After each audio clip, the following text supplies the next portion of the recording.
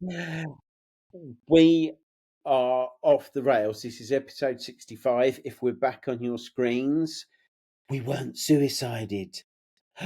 And that's a genuine thing. Are you aware of how many people have died or disappeared in mysterious circumstances? I'm thinking of a former director of the CIA who was found drowned in the Potomac River, but somehow had managed to cable tie his own hands behind his back. This is not normal thinking. We've already had this conversation about how we can be persuaded to believe that a thing makes sense. We're going full out conspiracy theory. We're going down the rabbit hole, and we are going to find out why Nikola Tesla disappeared and all of his research with him. And I am recording this episode under complete and total protest. I'm just putting it for the record. I was coming straight to you to Erika is going to be the voice of reason for this episode.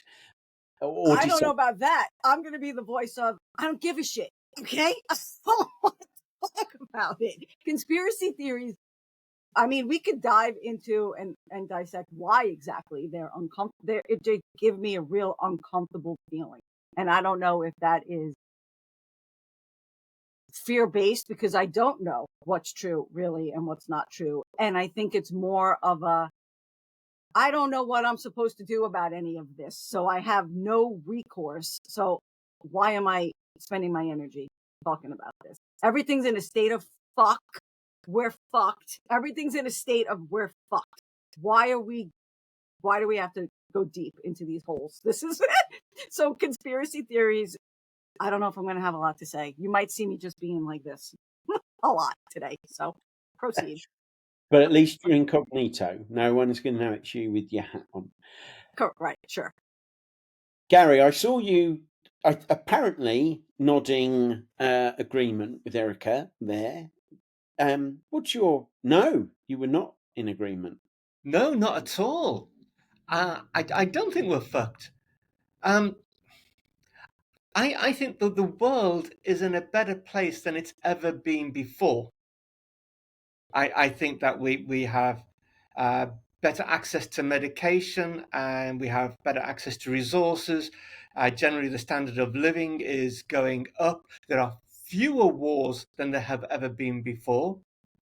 It doesn't mean that everything is perfect, and it doesn't mean that there are not bad actors or agitators out there, but we can be scared into believing that this is a terrible place to live and that we are under threat. And this is what fear does to us. It puts us into silos, and that concerns me. And I think we have to really give the other side of the story. The part of our brain which makes us fear, it works really quickly, and it overrides the prefrontal cortex, which is the rational side. And this is why we fall into this. And so our monkey brain says, protect ourselves, beat other people up, resort to violence, be safe, don't look out there, don't trust people. And I think we have to get over that. I think, Gary, you have a really good point, because statistically, we are actually in a really, really good place. But if you listen to people, you would think we're about to disappear, right? And we mentioned fear-based, and that's what it is. I mean, if you look at conspiracy theories, what are they really? It's people who feel unsafe, who fear things, and the theories that they come up with conspiracy theories because they feel safe, because they have the inside knowledge. They know something you don't know, and it makes them feel safe. That's how conspiracy theories come along. I have the real knowledge, and you don't, so I'm safer than you. That's the idea behind it from a psychology point of view. But it's true. I mean, I had somebody the other day telling me how everything is terrible, and how we have it so bad, and then proceeds, oh well, I'm off now on a 2-week holiday to the sun. Right? So contradicting straight away what he just said, how terrible it has become, how his life has gone so terrible, right? I have a friend who is full of anxiety, and he's retired and goes on these really expensive birding holidays. He's living the life of Riley, but if you listen to him, he's about to starve. So, Gary, you mentioned it earlier, facts. So how easily do we fall for these perceptions, and we can't even sit back, look our own life, and look at the facts of our own lives?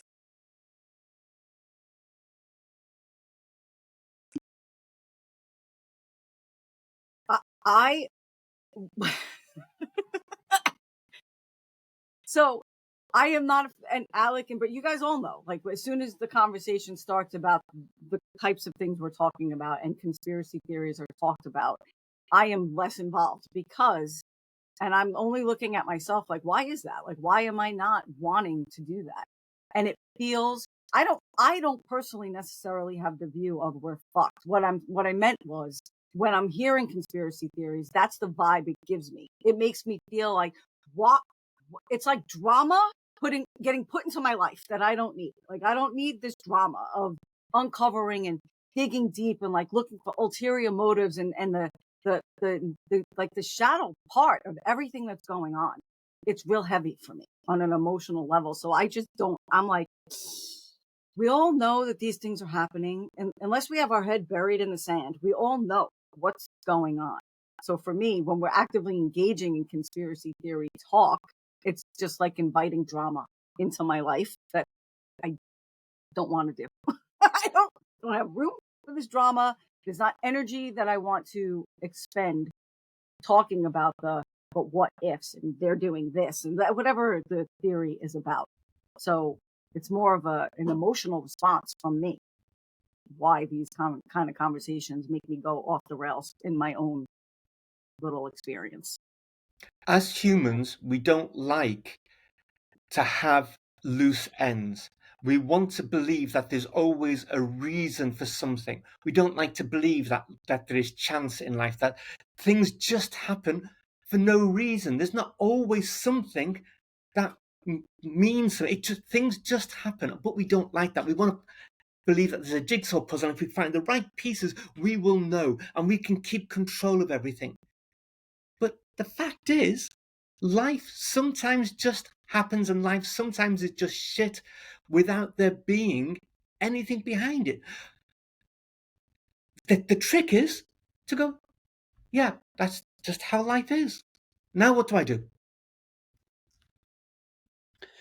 And I think this is why the topic of fear came up, really. I mean, taking out the being suicided and maybe tongue-in-cheek about cancelling, because we do know that there is cancel culture and that kind of vibe out there. But fear is divisive. And if there is one thing that we know is, Gary made the fantastic point earlier about the novel 1984. We're always at war. There's always something to be in line against, and the war flips to the other side when it suits them. Public interest wanes, so that thing then becomes the topic that's in the news. We know that news is more like infotainment these days, because there is a vested interest in people continuing to watch a channel, and if you've got nothing to show them, they will go and find another channel to watch. So news media has become a little bit like entertainment. So maybe rather than upsetting Erika's nervous system with conspiracy theory and like mistakenly being on the path of Nikola Tesla's papers, let's really drill into fear and why divisiveness seems to be more beneficial to some people than guys like us wanting to sow harmony, peace, and actually look at where we are similar rather to where we are different. Who wants to go with that?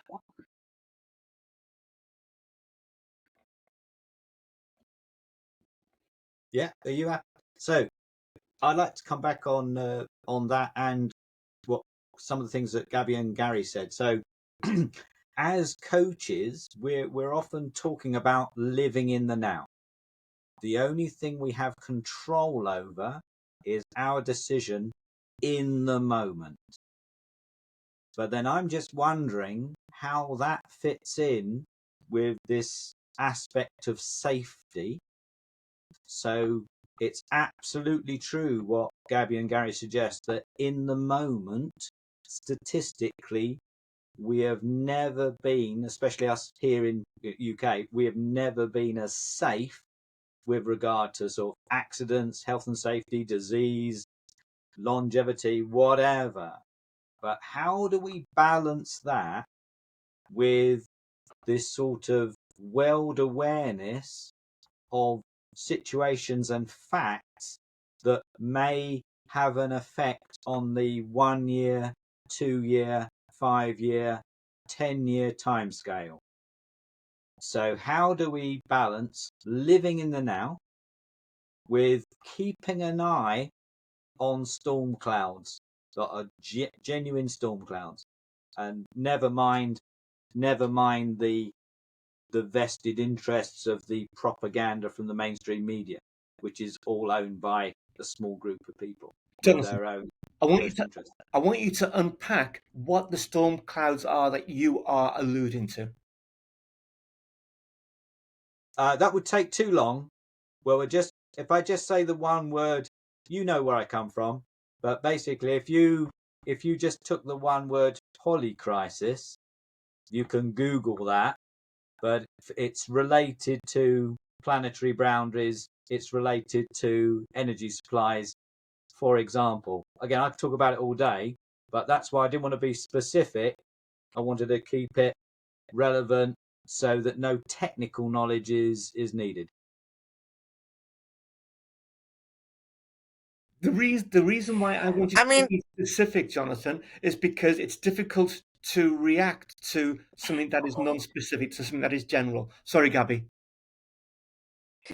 I mean, humans are very innovative, and of course there is going to be problems in the future. There always have been problems in the future. It doesn't matter where you go back in time. If you live in the here and now, there is challenges coming up ahead. That's true for societies, that's true for the planet, that's true for our personal lives. I trust that we will find a way to solve it, because so far we always have. And so I invite you to discuss the difference between a problem and a predicament. So a problem has a solution, but a predicament only has mitigation. So the one that will affect us the most in terms of quality of life is to do with energy per person. We all live on oil and energy, and we are at a genuinely unique time in the history of mankind where you and I will have less energy per person tomorrow than we did today.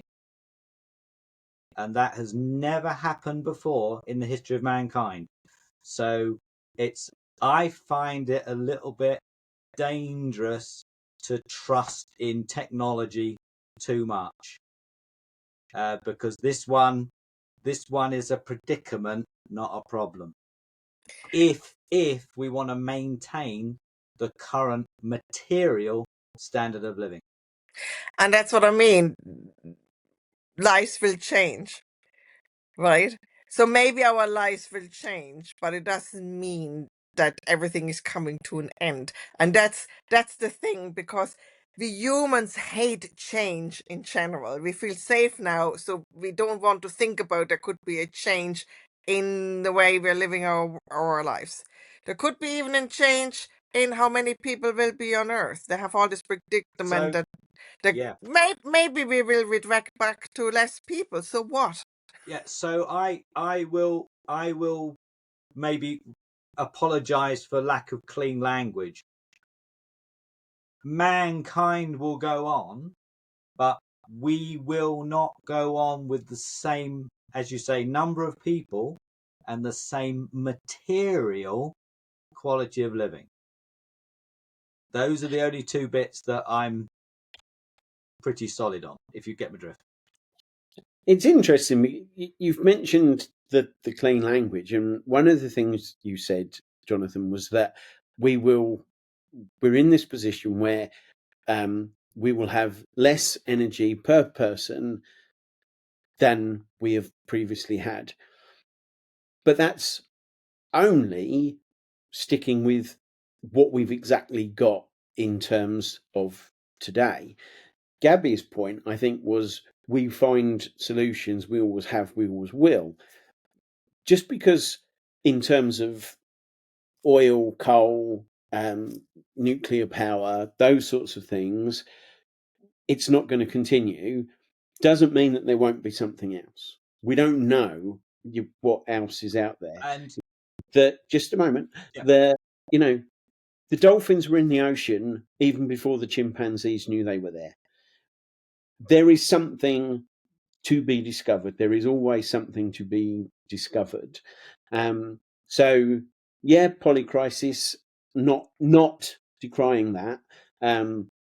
Definitely not going against global warming and weather change and all those sorts of things. But it's inherently like gloomy. This is the writing on the wall. Doesn't offer the hope of we are inherently go back to the earlier question. Are we imaginative? What's our thinking doing for us as AI?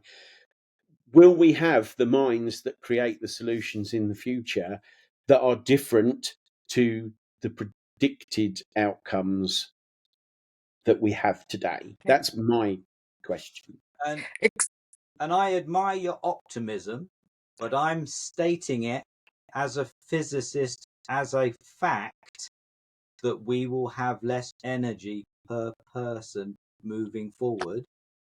And nobody in the world at the moment, it's to do with energy density.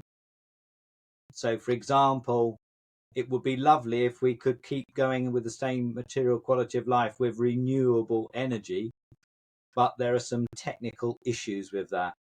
So at the moment in the world, there are no technical solutions to the issue of declining energy per person. So at the moment, obviously, it would be amazing if technology did come up with something soon, but I'm not seeing it, and no one is seeing it at the moment. So I'm just putting that out there as be ready for. That's all. The So predicament is yeah. sorry, yeah, but the predicament is only because we're trying to hold on to the status quo. It's not a predicament. Life will just change. I mean, as human beings, we survived the ice age. I'm sure we will survive less energy per capita. The joke goes, yes, but you won't like it. It You doesn't won't like matter. having less stuff. That's the jokey side of it. People want 5 televisions and 5 computers, and they But don't Jonathan, want that's 4. just because we're used to consumerism, materialism, and the whole thing.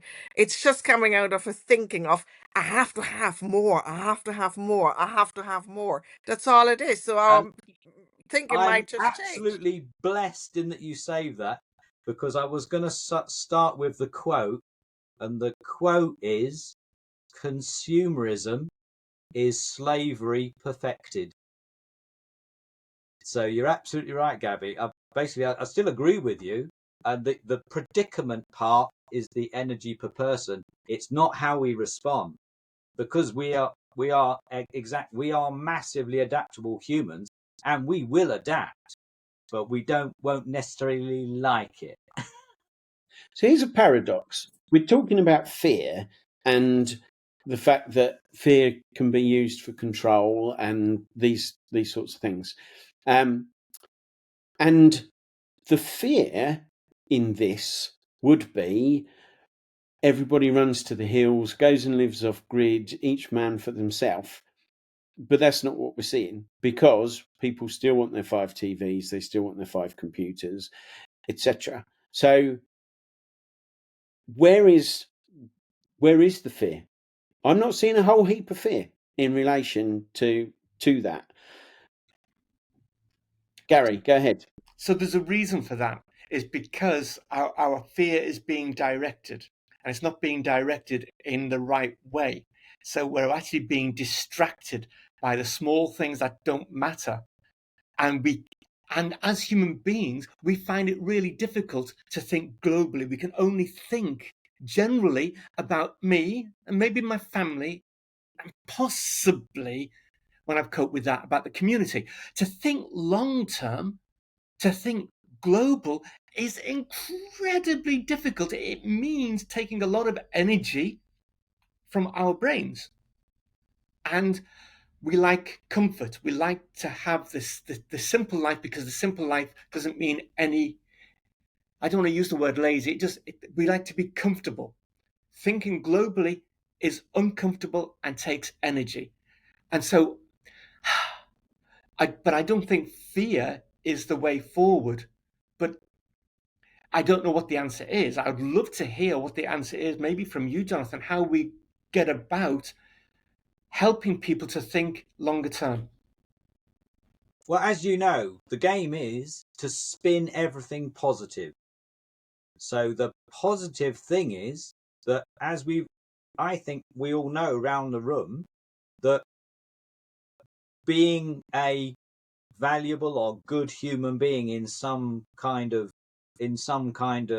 perspective, it's about being nice to each other, community, telling stories, and most of these things don't have a material consumption implication. Yeah, I can't see it written anywhere that I am a valuable human being because I have a big shiny car. I can't see that written anywhere. So if we're happy to be a good human and looking after our family and people we know and our community and having a global village mentality, and we can do it. So I'm, in that sense, I'm ludicrously optimistic. But short term, as I say, we've all been brainwashed into wanting our fast food at the end of a phone. So I'm very conscious, Brett, you've said very little, and I was about to ask for closing remarks, and I'm not sure you've had an opening one yet. Do you want to share anything? I think simplicity is a part of what holds us back. Like the simple things and the comfortable things kind of keep us in a spot of just not growing. I think in hard times is where things that have been innovative and that have really come together. We really need to be challenged. And we have more resources now and things like ChatGPT and other things coming on, we're going to be challenged yet again. Because even in our conversations, we look and we have these projections as to how it could be bad and fear, and right. But then there's going to be the time of how do we utilize some of that in order to help us grow and get past this. But there has to be the uncomfortable part. Who are the people that are going to be okay with being uncomfortable and doing the work?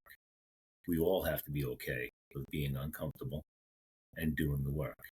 Erika doesn't like to be uncomfortable in conspiracy theories, and right, so she'll just off grid and what. So it's that type of worry, right? That if we can stay with the uncomfortable and sit in it and come up with ideas and share with others, that we will have our solutions and we will be able to move forward. And I think that's what we have done all throughout history, right? Because we will prevail and we will figure out a way. I know that. But it's the uncomfortable piece. You have to be okay with being uncomfortable. And if that's without air conditioning, and that's without the fancy car, and without all the energy, guess what? You're still living your life, and you're going to find your comfortability within the parameters of what you have. So let's not lose that grip. So opening and closing, how's that? Right. I mean, yeah, trust the strong silent man to deliver. Thank you. Gary.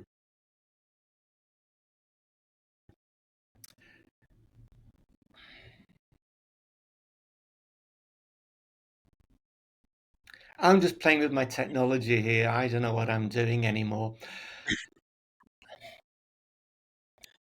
There's 6 people here using technology, sitting very comfortably.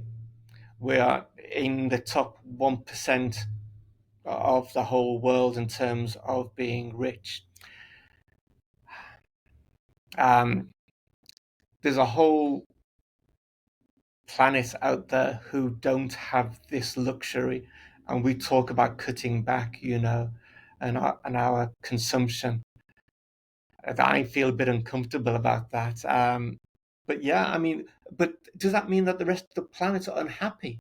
I don't think so.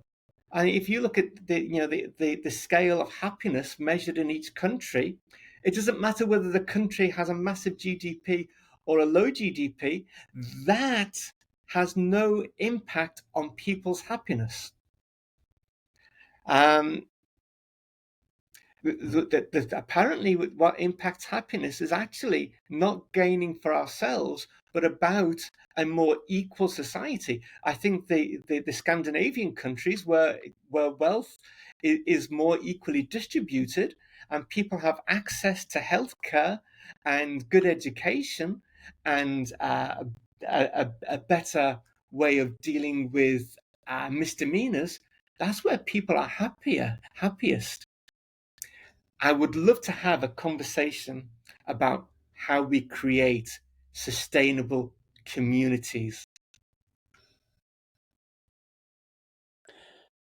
Boom. 2 mic drops. Gaby, we're going to go for 3. I don't know about that, but I think what Brad and Gary just said probably summarized what I tried to say. Because thinking about this predicament comes from a very privileged living in the West. I love to consume and I don't want to stop consuming mindset. Because if somebody sits in the slums of, I don't know, Bangladesh with no phone and no television, if they would hear us talk here, they would laugh at us. Let's face it. They would actually laugh at us. That's my closing thoughts. Very wise. Thank you. Erika? Holy shit. I'm I'm sitting here really like, what the hell is today about? Like, it took me forever to even get on here to join you guys, and now I'm here and I'm like, what? So I'm filtering through myself about what is it that I'm feeling in this conversation, and almost like, do you want to say that? Like, because I'm not sure where I fit here with everybody. So I'm just gonna say what I think. These conversations, like I said already, are heavy for me. Like, they land on me, right? And I can't feel, I don't want to feel responsible for the entire planet. It feels immense to me to have to take that on, right? I live my life as a good person, as good of a person as I can be. whatever that means, right? Like, I'm not out to harm anybody. I'm not out to take everything because me. I want to give back, but I'll be damned if I'm not going to say, I want good things. I want all of that stuff. And I'm going to apologize for wanting that. I work really fucking hard for what I have. I want to enjoy all of that without feeling immensely responsible for the entire planet going to hell in a handbasket for that, right? So it's a heavy conversation for me. I don't want us to go down in a hurling ball of flames or whatever it is that's going to happen. But I'm living my life now in this moment, making the best choices I can, but being entirely unapologetic for wanting to be comfortable in doing that, because I have lived experience of being really uncomfortable in that, and I don't want to go back. So I'm going to do what I can without making really bad choices to the detriment of the planet. But I don't want to feel like I have to apologize for wanting all of those things. So that's the truth for me. Thank you. I'm going to pick up on something that came to mind when Brett spoke, and which also might set the tone for the conversation Gary wants to have. And it comes from this cyclical view of history that we have, where we boom and bust. Normally credited to G. Michael Hoff. Hard times create strong men create good times create weak men, and weak men create hard times. Can't help but wonder if we had some really strong people, strong humans at the helm at the moment, whether we would not be living in perhaps a more just, more equal society globally, and actually recognizing that those things that they call the global commons, like clean water and clean air, should be available for everybody. And those are the things that actually make us really wealthy, not those material items that sit often unused in our homes. Whew. So if we don't get cancelled after that one, we'll be back for another conversation in a room like this in the not too distant future. See you all soon.